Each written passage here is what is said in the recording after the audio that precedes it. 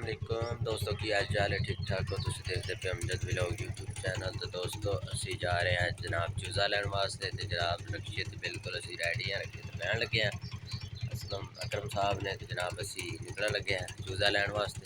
तो इंशाल्लाह हम अगली वीडियो मिलेंगे।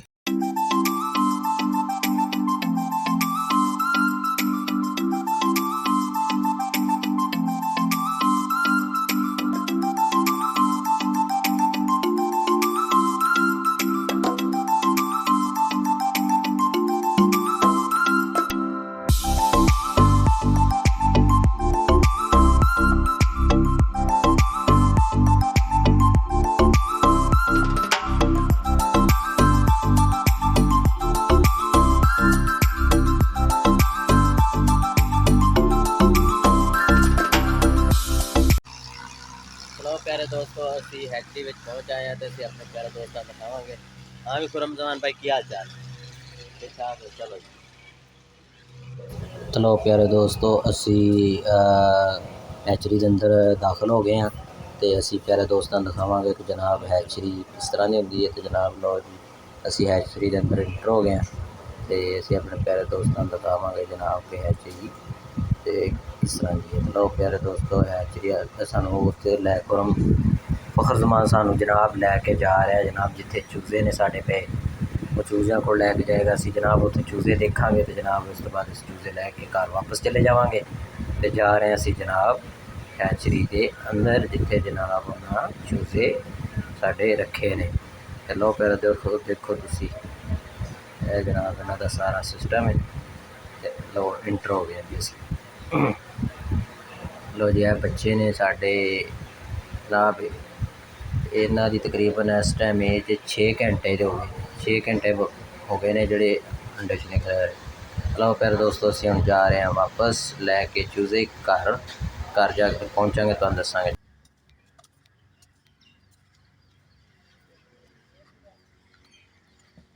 रमजमान भाई इनू इस तरह कर दी कि जड़ा ना गिरन गुरन ना जरा डेढ़। तो प्यारे दोस्तों असी चूज़ा लैके घर पहुँच आए हैं। तो जनाब असी अपने प्यारे दोस्तों दिखावे कि जनाब असी जिथे चूज़ा शिफ्ट करन लगे अखबार खबूर पाती है मैं। तो जनाब असी ये चूज़ा इंशाल्लाह छड़ देंगे। तो असी अपने प्यारे दोस्तों दिखाने के लो जनाब मैं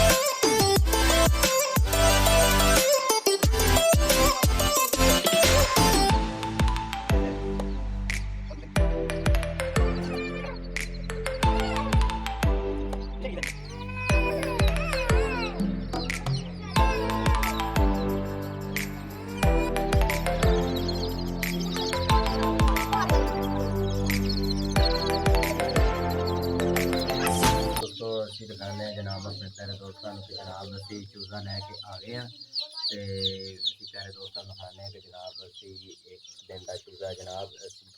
तो लो प्यारे दोस्तों यह जनाब चूज़ा जरा असी लैके आए हैं ये जनाब अज 6 घंटे इन्होंने हो गए अंडे चो बाहर आए नूं। तो इस तो बाद असी जनाब तुहानूं दिखावांगे कुछ असी ब्लैक चूज़े लैके आए हैं जे जिन्हां दी मकदार तकरीबन 50 है। और सामने असी लैदा उन्होंने सैड तो लैदा शिफ्ट किया है जनाब। इन्हां दी ये 2 दिन दे हो गए हैं जनाब यानी कि 48 घंटे इन्होंने गुजर चुके हैं।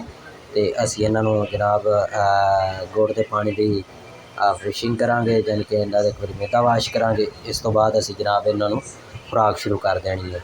लो प्यारे दोस्तों देखो तुसी कि जनाब ए 2 दिन का चूज़ा ते ए जनाब 6 घंटे 6 घंटे हो गए ने जनाब अंडे चो बाहर आए।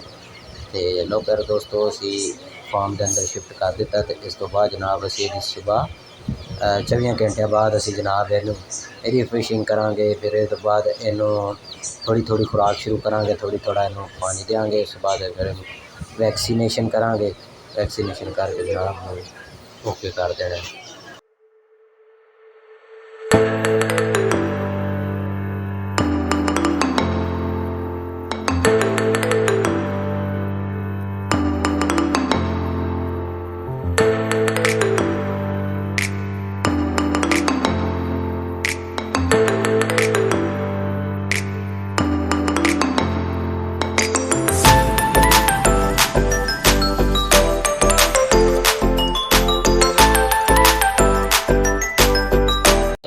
जनाब जेड़े ब्लैक लहदा चूजे से जनाब 40-50 चूजा से जनाब उन्होंने वो जनाब 48 घंटे उन्होंने मुकम्मल हो गए थे। जनाब असी उन्होंने ऑपरेशन करने लगे हैं।